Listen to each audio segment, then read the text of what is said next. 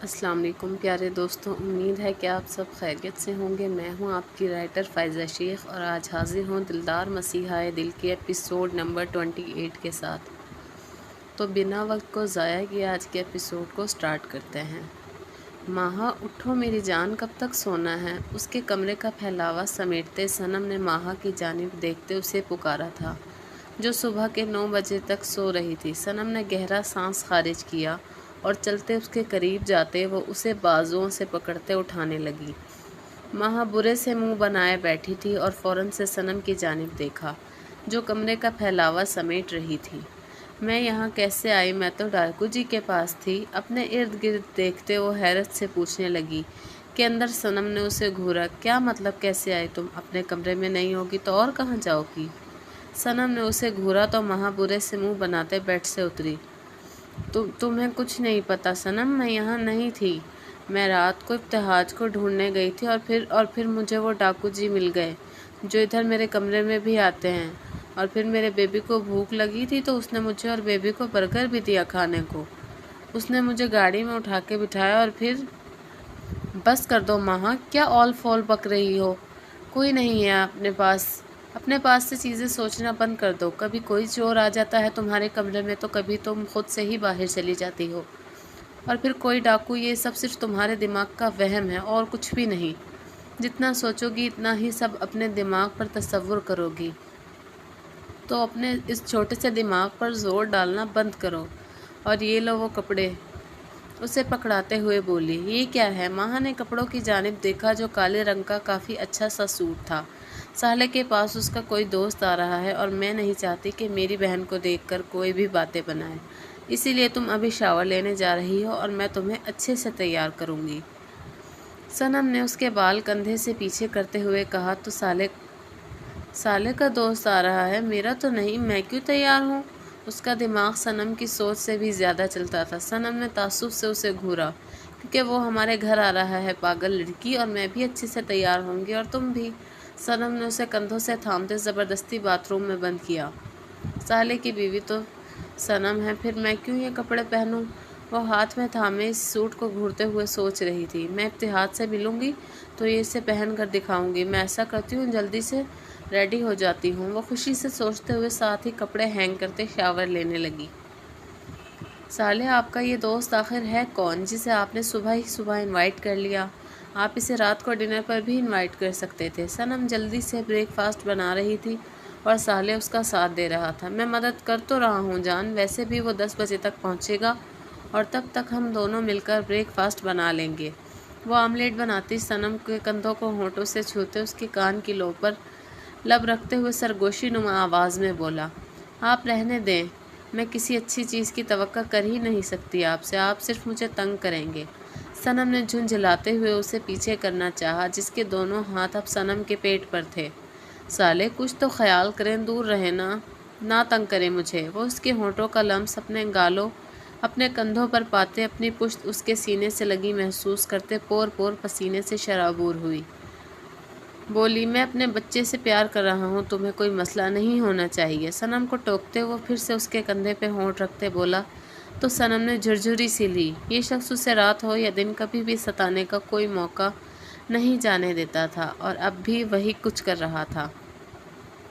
سالے، اپنی گردن سے سرکتے اس کے ہونٹوں کے لمس پر صنم نے لرزتے اسے پکارا، تو صالح نے فوراً سے اپنی انگلی اس کے ہونٹوں پر رکھی۔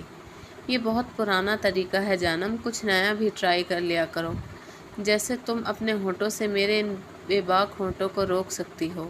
مجھے کافی خوشی ہوگی تمہاری اس مدد پر۔ وہ مزے سے اس کے کان کے قریب جھکتا، معنی خیز بے باک سی سرگوشیاں کرتا صنم کو دہلا سا گیا تھا۔ اچھا، غصہ ہونے کی ضرورت نہیں، میں جانتا ہوں تم بہت بےتاب ہو، مگر یہ کچن ہے اور کسی بھی وقت ہماری ماہا بیبی آتی ہی ہوگی۔ ہم ایسا کرتے ہیں، یہ سب روم میں کریں گے۔ میں تمہیں پورا موقع دوں گا اپنے ان گستاخ ہونٹوں کو سزا دینے کا، مگر شرط یہ ہے کہ یہ سزا تمہارے ان حسین ہونٹوں سے ملے۔ صنم کا رخ اپنی جانب کرتے صالح نے بے خودی سے اس کے ہونٹوں پر ہونٹ رکھتے گہرا سانس اپنے اندر کھینچا تھا، اور پھر ایک دم سے پیچھے ہوتے صالح نے خمار آلود نظروں سے صنم کے دھواں دھواں ہوتے چہرے کو بے باکی سے دیکھا۔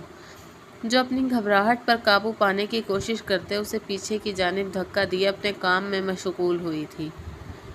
کیا ہے یار، اتنا لیٹ کر دیا تم نے، میں جلدی سے ریڈی ہو جاتا ہوں، اب سام شاہ نواز آنے والا ہوگا، پھر اس کے ساتھ مجھے آفس بھی جانا ہے کام کے سلسلے میں۔ وہ سارا الزام صنم پر ڈالے اب اطمینان سے اپنی روٹین سے آگاہ کرتا اوپر کمرے کی جانب بڑھا تھا۔ اس کی پشت کو گھورتے صنم نے تعصب سے سر نفی میں ہلایا۔ کیا ہوا دلاور، آپ اتنے پریشان کیوں ہیں؟ منیبہ بیگم راکنگ چیئر پر خاموش بیٹھے دلاور شاہ کے کندھے پہ ہاتھ رکھتے ان کے قریب بیٹھی تھی، جو کسی گہری سوچ میں مبتلا تھے۔ کچھ نہیں، بس ماہا کا سوچ رہا ہوں۔ ان کے ہاتھ کے لمس پر وہ ہوش میں آتے تکلیف سے بولے، آپ دعا کریں اللہ پاک ہماری بچی کو صبر دے دیں۔ بس آمین ثم آمین۔ وہ خود بھی کافی رنجیدہ تھیں۔ انہیں سمجھ نہیں آ رہا تھا کہ آخر وہ کیا کریں، کیسے اپنی بچی کو اس غم اس تکلیف سے نکالیں۔ مجھے لگتا ہے میرے گناہوں کی سزا دی ہے میرے اللہ نے مجھے، میری معصوم پھولوں جیسی بچی کو میں نے پوری زندگی کبھی سینے سے نہیں لگایا، اسے کبھی محبت کی نظروں سے نہیں دیکھا، اور آج میری بچی میری آنکھوں کے سامنے تڑپ رہی ہے اور میں کچھ نہیں کر سکتا۔ وہ بے بسی سے اپنی اندرونی کیفیت سے انہیں آگاہ کرتے بولے تو منیبہ بیگم رنجیدہ ہوئی۔ میں نے سوچ لیا ہے کہ میں ماہا کو اپنے پاس لے آؤں گا۔ وہ اپنی آنکھوں میں آئے آنسوں کو پوچھتے ہوئے اپنا فیصلہ منیبہ بیگم کو سناتے ہوئے بولے، نہیں دلاور، ہم ایسا کچھ نہیں کر سکتے۔ صنم اور صالح اس کا خیال رکھ رہے ہیں، اگر وہ دوبارہ سے یہاں آئی تو اس کی حالت مزید بگڑ جائے گی۔ اسے ابھی آرام کی ضرورت ہے، اگر وہ یہاں آئے گی تو ابتہاج کی یادیں اسے مزید پاگل کر دیں گی، اسے وہاں رہنے دیں۔ منیبہ بیگم نے انہیں آرام سے سمجھانا چاہا تھا مگر وہ مزید بے چین ہوئے۔ تم جانتی نہیں، میں نے اسے خود دیکھا ہے، وہ مجھے دیکھ کر بھاگ گئی منیبہ۔ جانتی ہو یہ کتنا اذیت ناک تھا میرے لیے؟ وہ ایک دم تڑپ اٹھے۔ منیبہ بیگم کی اپنی آنکھیں اشک بار تھیں، وہ لاجواب ہو گئیں۔ میں کل جاؤں گا، چاہے جو بھی ہو میں اسے اپنے ساتھ لاؤں گا، اسے وہ ساری محبت وہ لاڈ پیار دوں گا جس پر اس کا حق ہے، میں اسے اپنے پاس رکھوں گا دنیا سے چھپا کر صرف اپنے لیے۔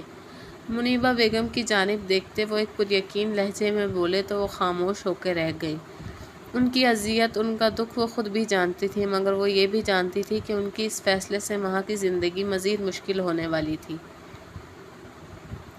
مسٹر خان، مجھے آپ کی ڈیل بے حد پسند ہے، اسی وجہ سے تو میں آپ سے ملنے یہاں آیا ہوں، آپ کے گھر۔ صالح کی جانب دیکھتے اب سام شاہ نواز نے اشتیاق سے کہا تو صالح گہرا مسکرایا۔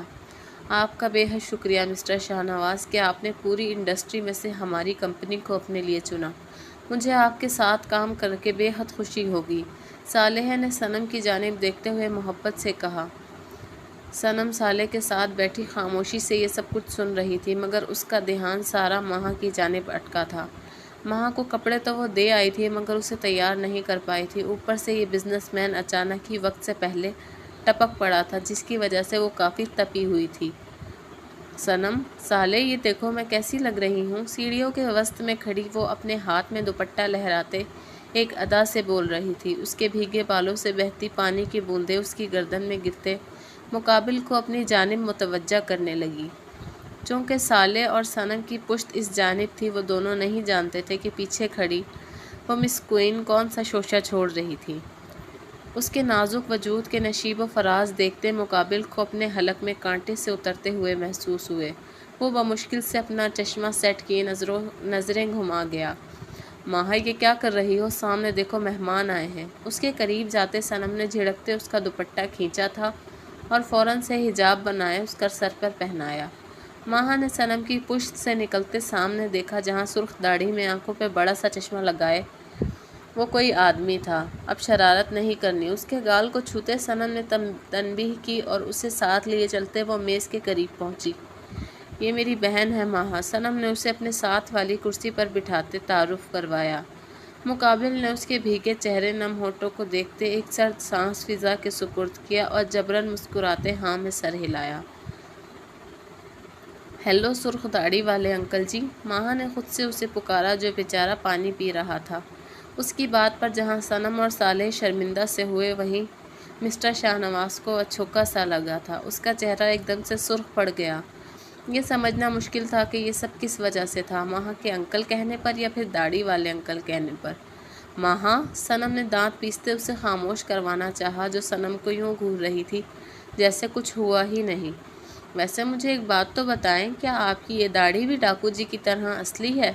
اسے تجسس ہوا تھا اور کل رات کا کوئی بھی سین وہ بھولی نہیں تھی۔ اس کی ایک ہی رٹ تھی، پر صنم نے ماتھے پہ ہاتھ رکھا، جبکہ ابتسام شاہ نواز کو دیکھ رہا تھا جس کی نظریں ماہا پر تھیں۔ جی نہیں، یہ میری خاص پسندیدہ داڑھی ہے، اس نے ہاتھ سے شیو برابر کرتے ہوئے کہا تو سالے کو ہنسی آئی اس کی حالت پر، مگر پھر صنم کی آنکھیں دکھانے پر وہ خاموشی سے بیٹھا رہا۔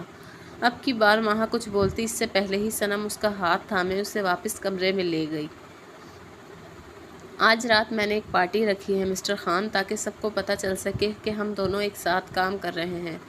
مسٹر شاہ نواز نے جگہ سے اٹھتے صالح کو مخاطب کیا۔ مجھے خوشی ہوگی، میں ضرور آؤں گا مسٹر شاہ نواز۔ صالح اس کے ساتھ ہی نکلتے مسکراتا ہوا بول رہا تھا۔ جی مگر مجھے زیادہ خوشی ہوگی جب آپ اپنی بیوی اور سالی کو بھی لائیں گے۔ سار ڈونٹ وری، ایک چھوٹی سی گیٹ ٹو گیدرنگ ہے اور کچھ نہیں۔ اس کی پریشانی کو بھانپتے اب سامنے اس کا کندھا تھپکا تھا۔ نہیں، ایسی کوئی بات نہیں، ہم 1 مہینے سے ایک ساتھ کام کرتے آئے ہیں اور مجھے آپ پر پورا یقین ہے مسٹر ابتسام شاہ نواز۔ اس کا کندھا تھپکتے صالح نے دل سے کہا تو وہ مسکرا دیے۔ صالح اور ابتسام شاہ نواز کے جانے کے بعد صنم نے کافی کوششوں کے بعد ماہا کو کھانا کھلاتے میڈیسن دی تھی۔ ڈاکٹرز کے مطابق ماہا کی ریکوری اس کی نیند سے ہو سکتی تھی۔ صنم کافی دیر تک اس کے پاس بیٹھی رہی، ماہا کو پرسکون سوتا دیکھ صنم نے جھکتے اس کی پیشانی پر لب رکھے اور بنا آواز کیے وہ روم سے نکلتے ہی دروازہ بند کرتے نیچے اتری تھی۔ میز پر برتن یوں ہی پڑے تھے۔ اسے اس وقت کافی تھکاوٹ بھی محسوس ہو رہی تھی، کیونکہ صبح سے وہ ناشتہ تیار کرتے کافی تھک گئی تھی۔ اوپر سے ماہا کو سنبھالنا سب سے زیادہ مشکل کام تھا اس کے لیے، جسے وہ محبت سے کر رہی تھی۔ اچانک سے دروازے پر ہوتی دستک پر وہ صالح کا سوچتے برتن چھوڑتے دروازے کی جانب بڑھی تھی۔ پاپا آپ؟ دروازے پر کھڑے دلاور شاہ کو دیکھتے صنم کو حیرت اور خوشی دونوں ہی ہوئی تھی۔ وہ مسکراتے ہوئے ان کے قریب گئی اور فوراً سے ان کے سینے سے جا لگی۔ اس کے سر پر ہاتھ رکھتے دلاور شاہ کا ہاتھ تھم سا گیا۔ انہوں نے فوراً سے ہاتھ کھینچ لیا۔ صنم ان کی بے رخی کے باوجود بھی مسکرا دی۔ آئیے پاپا، اندر آئیں۔ انہیں ساتھ لیے وہ اندر داخل ہوئی۔ ماہا کہاں ہے؟ صنم کی بات کا جواب دیے بنا وہ متلاشی نظروں سے ماہا کو ڈھونڈتے اس کی بابت پوچھنے لگے۔ پاپا وہ تو سو رہی ہے، آپ بیٹھے، میں ناشتہ لاتی ہوں آپ کے لیے۔ صنم کی آنکھوں میں خوشی کی چمک تھی۔ کہاں سوچا تھا اس نے کہ اس کے پاپا اسے معاف نہیں تو کم از کم اب ناراض بھی نہیں تھے، وگرنہ جو کچھ وہ کر چکی تھی ان سب کے ساتھ، اس کے بعد تو یہ سب کچھ ناممکن سا لگتا تھا اسے۔ نہیں، مجھے کچھ نہیں کھانا، میں بس ماہا کو لینے آیا ہوں، اسے لے کر ہی جاؤں گا، وہ اٹل لہجے میں کہتے ماہا کے کمرے کی جانب بڑھ رہے تھے۔ پاپا یہ کیا کہہ رہے ہیں آپ؟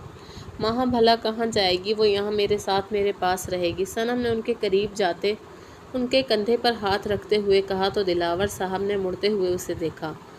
وہ میری بیٹی ہے، میں اسے لینے آیا ہوں اور لے کر ہی جاؤں گا، وہ کہتے ساتھ ہی اوپر کی جانب بڑھنے لگے کہ صنم نے آگے بڑھتے ان کا ہاتھ تھاما اور انہیں ساتھ لیے وہ اپنے کمرے کی جانب چل پڑی۔ دلاور صاحب خاموشی سے اس کے ساتھ جا رہے تھے۔ انہیں خود بھی معلوم نہیں تھا کہ وہ کیا کرنے والی ہے۔ یہ لیں، یہ دیکھیں ماہا کی رپورٹس۔ ڈاکٹر نے صاف کہا ہے کہ اگر ماہا دوبارہ سے اس اسٹیج میں گئی جہاں اسے صرف اور صرف ابتہاج کی یادیں، اس کے ساتھ گزارا وقت یاد آتا رہا، تو پھر ماہا کے ٹھیک ہونے کے چانسز 0 ہو جائیں گے۔ ہم اسے ہمیشہ کے لیے کھو دیں گے۔ پاپا آپ چاہتے ہیں کہ وہ ہمیں دوبارہ سے اسی جگہ پر جائے، وہی سب کچھ یاد کرے؟ میں مانتی ہوں پاپا کہ میں نے بہت سی غلطیاں کی ہیں، میں ایک نافرمان اولاد ہوں، مگر کیا آپ کی بے رخی میرے خدا کی دی گئی سزا، کیا میرے مکافات میرے گناہوں کو آپ کی نظر میں کم نہیں کر سکتا؟ ان کے دونوں ہاتھوں کو تھامے وہ بے بسی سے بولی تو دلاور صاحب نے نظریں چرا لیں۔ پاپا مجھے معاف کر دیں پلیز، میں نے آپ کی نافرمانی کی، اس دنیا نے مجھے ریزہ ریزہ کر دیا، میں بے حد شرمندہ ہوں اپنے کیے پر، آپ مجھے معاف نہیں کریں گے؟ ان کے ہاتھوں کو تھامتے وہ محبت سے ان پہ بوسہ دیے بولی تو دلاور صاحب کا دل بھاری ہونے لگا۔ انہوں نے ضبط سے سرخ آنکھوں سے اپنے ہاتھوں پر سرکتے روتی اپنی لاڈلی کو دیکھا، جس کی ایک غلطی نے ان سے ان کا مان، غرور، عزت سب کچھ چھین لیا تھا۔ پلیز ماہا کو مت لے کر جائیں، ان کے سینے سے لگے وہ بری طرح سے رو رہی تھی۔ ابھی تو اس نے ایک بہن کی طرح ماہا کا خیال رکھنا شروع کیا تھا، اب جب وہ اسے چھوڑ کر چلی جائے گی تو صنم پھر سے اکیلی پڑ جاتی۔ پاپا مجھے معاف کر دیں پلیز۔ اس کے لرزتے وجود، اس کے لہجے کی سچائی پر آخرکار دلاور صاحب نے اپنا ہاتھ اس کے سر پر رکھا جو اپنی سرخ نظروں سے انہیں دیکھنے لگی۔ میری بیٹی امانت ہے تمہارے پاس صنم، اس کا بہت زیادہ خیال رکھنا اور اپنا بھی۔ وہ ضبط سے اپنے دل پر قابو کرتے نم لہجے میں بولے تو صنم نے سر ہاں میں ہلایا۔ دلاور صاحب اس کے سر پر ہاتھ رکھے بنا کچھ کہے وہاں سے چلے گئے۔ اف بیگم، اگر ایسے ہی غضب کی تیاری کے ساتھ جاؤ گی تو یقین جانو میرا دل اور ارادہ دونوں ہی بدل جائیں گے۔ صالح جو صنم کو دیکھتے اندر آیا تھا اسے ریڈ کلر کی شارٹ فراک میں ملبوس دے چہرے پر ہلکا سا میک اپ کے ساتھ بالوں کو اونچا جوڑا بنائے وہ اس کے قاتل حسن سے متاثر ہوئے پیچھے سے اسے حق کرتے بولا تو صنم نے آئینے سے اپنے ساتھ نظر آتے صالح کے عکس کو مسکراتے دیکھا۔ میں نے کہا تھا کہ میکسی پہننا۔ اس کے چہرے پر جھولتی لٹ کو انگلی کے گرد لپیٹتے وہ شکوہ کرنے لگا۔ صنم نے سرد سانس خارج کرتے صالح کو آنکھیں چھوٹی کیے گھورا۔ صالح، آپ جانتے ہیں کہ میکسی کتنی فٹ ہوتی ہے اور ایسی کنڈیشن میں میرا دم گھٹنا شروع ہو جاتا ہے۔ اپنے ہونٹوں پر ریڈ لپسٹک لگاتے وہ صالح کو پیچھے کرنے لگی جس کی بے باک نظریں صنم کے ہونٹوں پر تھیں۔ ویسے جو آپشن میں نے تمہیں صبح دیا تھا وہ ابھی تک ویلڈ ہے۔ تم اپنے ان خوبصورت ہونٹوں سے مجھے خاموش کروا سکتی ہو جانم، کیونکہ یہ پھر سے کوئی گستاخی کرنے کا سوچ رہے ہیں۔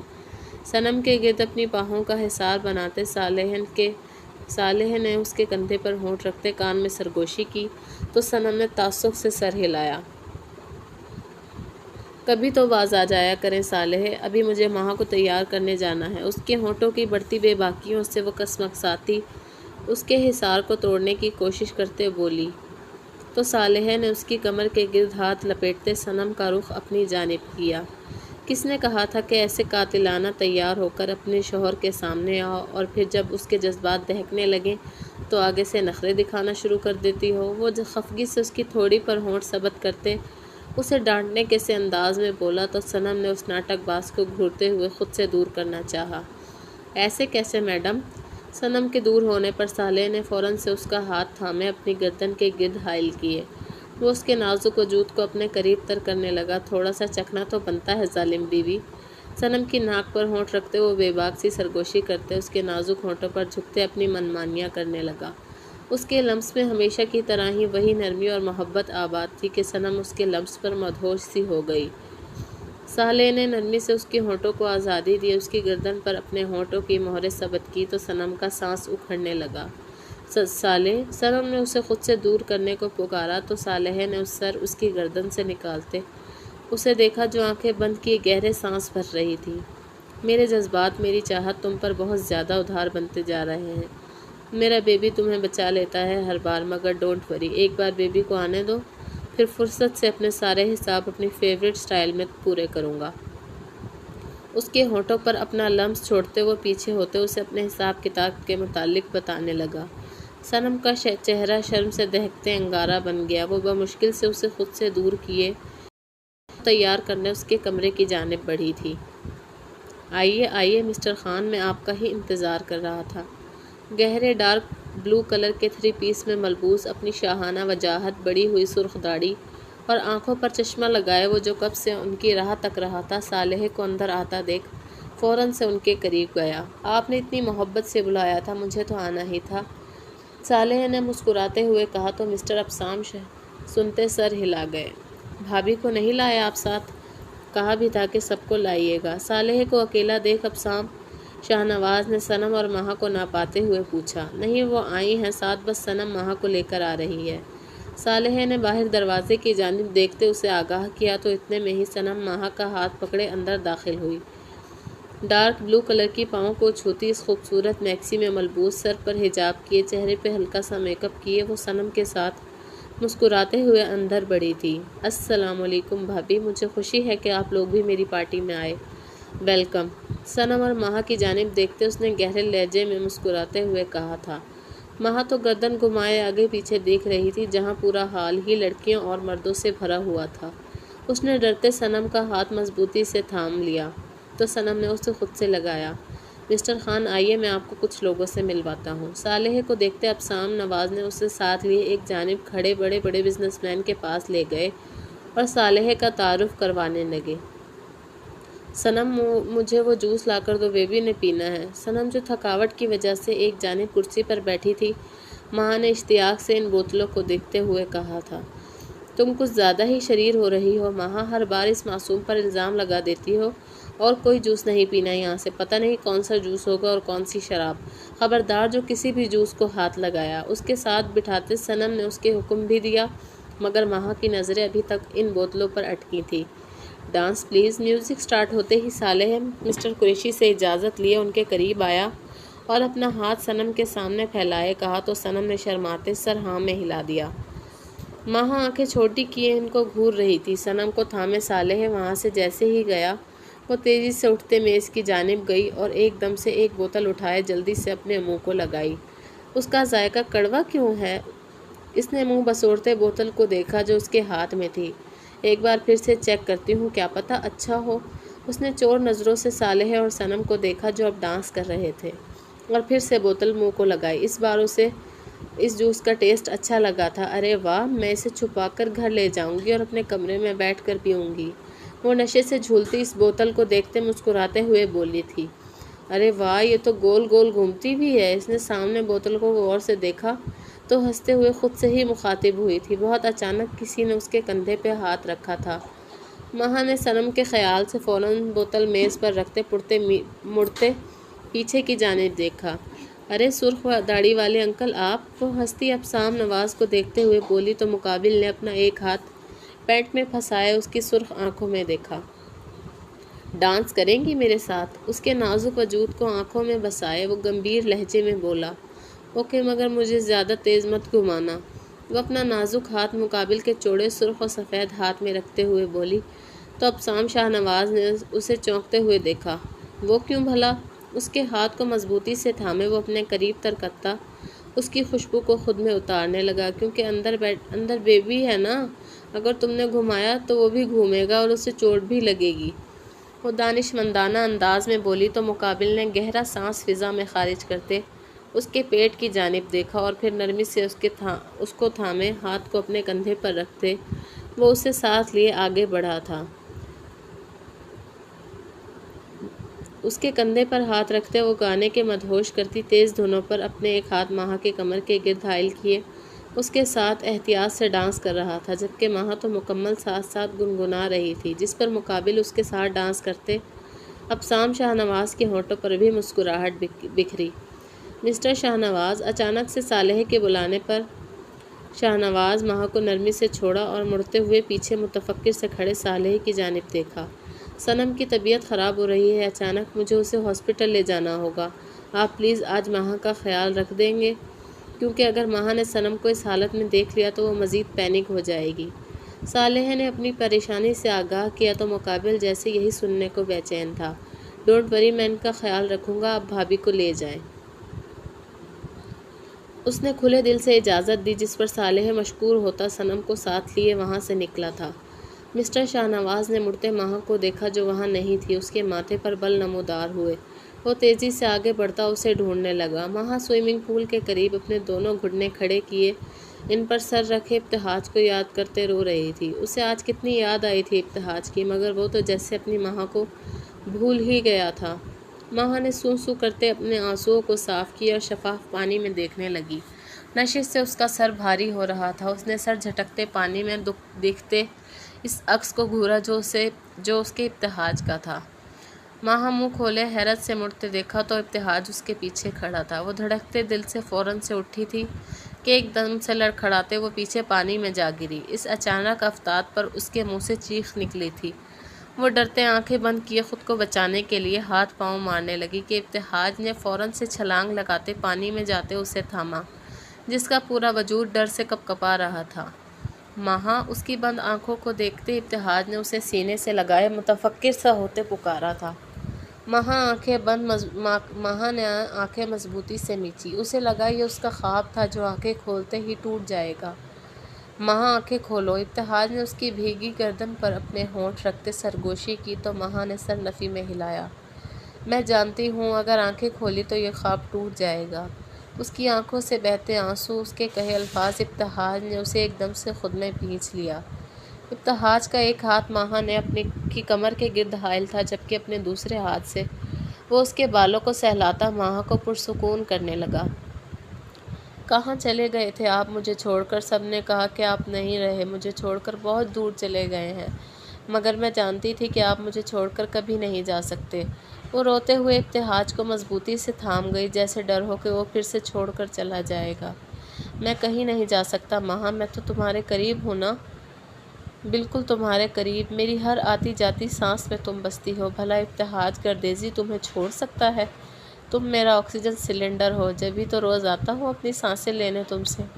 ٹھنڈ سے کپ کپاتے ماہا کے وجود کو اپنے ہونٹوں سے چھوتے وہ مدہوش سا بھاری سرگوشیاں کرنے لگا۔ ماہا کا وجود اس کے ہونٹوں کی شدت بھرے لمس پر کپ کپانے لگا تھا، وجود سے جیسے جان نکل رہی تھی۔ ابتہاج نے نرمی سے اسے باہوں میں بھرا تھا اور پھر چلتے وہ اسے اپنے کمرے کی جانب لے جانے لگا۔ اس کی قربت میں وہ سب کچھ بھلائے اس کے سینے سے لگی ابتہاج کی دھڑکنوں کو سن رہی تھی۔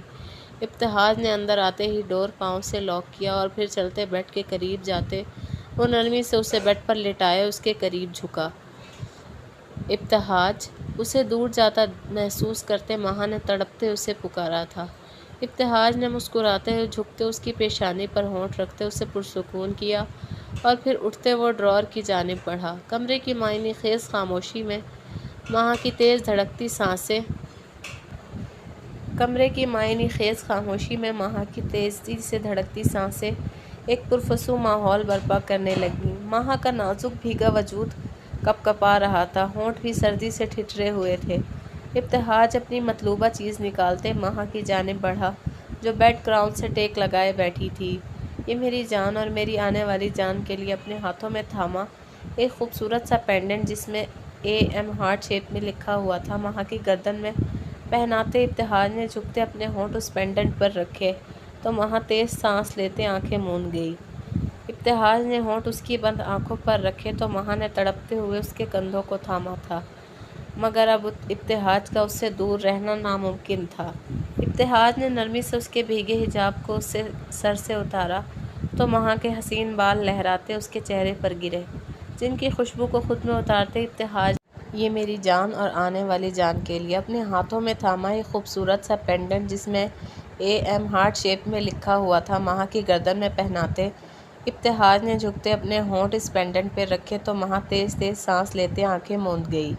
ابتہاج نے ہونٹ اس کی بند آنکھوں پر رکھے تو ماہا نے تڑپتے اس کے کندھوں کو تھاما تھا، مگر اب ابتہاج کا اس سے دور رہنا ناممکن تھا۔ ابتہاج نے نرمی سے اس کے بھیگے حجاب کو اس کے سر سے اتارا تو ماہا کے حسین بال لہراتے اس کے چہرے پر گرے، جن کی خوشبو کو خود میں اتارتے ابتہاج نے اپنے دونوں ہاتھ ماہا کی نازک کمر میں حائل کیے، اسے کھینچتے اپنے قریب تر کیا۔ بہت تڑپا ہوں میں تمہارے لیے، اپنے بچے کے لیے ماہا، اب مجھے خود سے دور مت کرنا۔ ماہا کے پیٹ پر اپنے ہونٹ رکھتے ابتہاج نے اس کے کان میں سرگوشی کی تو اس کے جنون کے لفظوں میں محسوس کرتی ماہا نے اپنے خشک حلق کو تر کیا۔ اپنی شرٹ اتارتے دور پھینکتا وہ ایک دم سے ماہا کے ہونٹوں پر جھکا خود کو سیراب کرنے لگا۔ اس کے لمس اپنی سانسوں میں اترتی اس کی گرم سانسوں کو محسوس کرتی ماہا کی ٹانگیں لرزنے لگی تھیں، مگر اسے خود سے دور کرنے کی سخت وہ خود میں نہیں رکھتی تھی۔ ابتہاج! اپنی کمر سے کھلتی زپ کو محسوس کرتے ماہا نے ڈرتے ہوئے اسے پکارا تھا۔ کمرے میں پھیلے اندھیرے اور معنی خیز سی خاموشی میں ماہا کی سانسوں کی آواز کو سنتے ابتہاج نے اس کے دائیں کندھے سے میکسی سرکاتے اپنا شدت بھرا لمس اس کے کندھے پر چھوڑا تو ماہا نے تڑپتے ہوئے اسے خود سے دور کرنا چاہا تھا۔ ابتہاج نے اس کے دونوں ہاتھوں کو اپنے بھاری ہاتھوں میں الجھائے تکیے سے لگایا کہ ماہا اس کی جان لیوا قربت پر نڈھال سی ہو گئی۔ جب ابتہاج نے اس کے ہونٹوں پر جھکتے اس کے فرار کے سارے راستے خود تک محدود کر لیے، اس کے نازک وجود کو اپنی محبت سے چھوتے وہ اسے اپنی محبت چاہت سے روشناس کروانے لگا۔